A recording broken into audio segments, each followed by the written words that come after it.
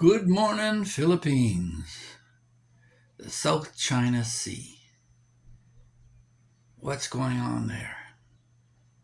Well, I have my own take on things. Having been intimately involved with some Chinese culture for close to 30 years, I found the Chinese, in large part, to be xenophobic. First of all, it's not all Chinese, it's the Han that run the show. The minorities in the South, the Cantonese, and other minority groups, they're being pushed around. And if you live in the south of China, you might as well be living in Africa. It's treated like a third world country. But there's more to it than that. Don't forget, everybody touts how smart the Chinese, how good they are at analytical math and all the rest of it. And how many geniuses do you find in the military? Not too many. They always seem to rationalize a way to get out of it. And if you're smart, you don't want to get yourself killed, right?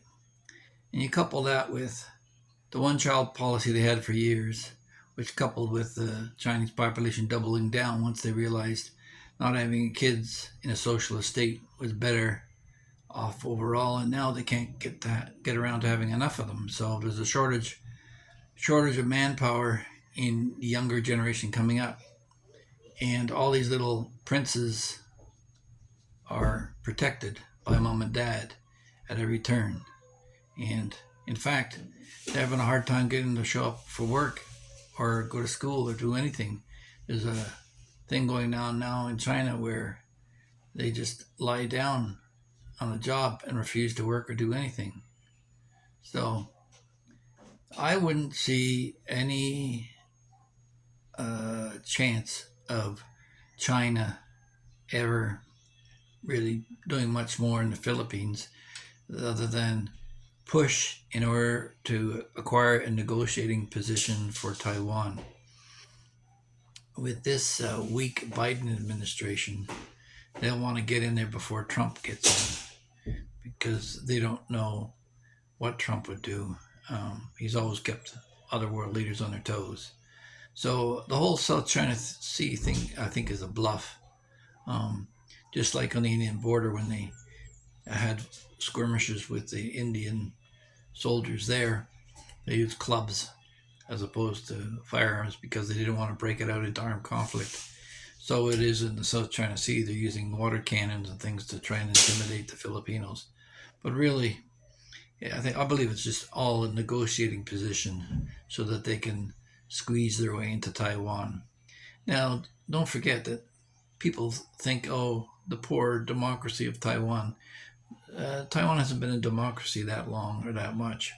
Before that, it was a dictatorship, and they speak the same language as the Han that run China.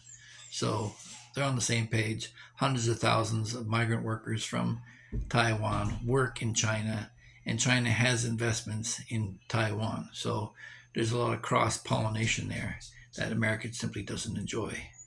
So while the Americans may sell weapons to Taiwan, they may just turn around and reverse engineer them and pass the information over to Communist China. So you be very careful of what you're handing over to the Taiwanese. And, you just have to learn history. China's the place you invade. They're not the ones to go and invade. In fact, they backed away from a potential colonization and exploration of Africa centuries ago in the 15th century. They decided they didn't want to do it and pulled away. Now they're back in there to some degree, but that's only to sell the goods and infrastructure and try and handicap countries financially with debts they can never repay.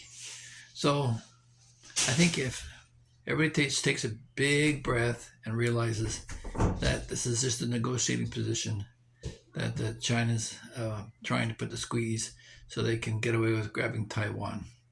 And I'm pretty sure that when push comes to shove, America's got enough on its plate with Ukraine and the Yemenis and Israel and everything that's going on there, and the huge debts they got already. And don't forget, the American youth, they don't want to go run off to another war. It's okay when somebody else does it. They'll fight to the last Ukrainian in the Russian conflict, but don't see too many Americans charging out there except for a few vigilantes and mercenaries who have a bloodlust. So, yeah, I would just encourage everybody to just don't worry so much. When you have so much to lose, don't forget MAD still exists, mutually assured destruction. We can't use our nukes because they'll use their nukes, and so it goes. But on a cellular level, the Chinese just aren't cut out for war. Never have been. I mean, Japan came in and invaded them before. If anything, I think it will equip to mobilize Taiwan at the right moment, could probably take over mainland China. It could all reverse itself. But I don't think it would be much of a change in government because they're used to authoritarian rule. They don't want to deal with the political end of things. And that's why they have generations of dynasties of various emperors. And there's been no real fruition of any kind of democracy in that part of the world. So, with that, if you like this tale I've told and would like to hear any more, please look at the rest of the stuff we got down below. Until then, have a great day. Bye bye.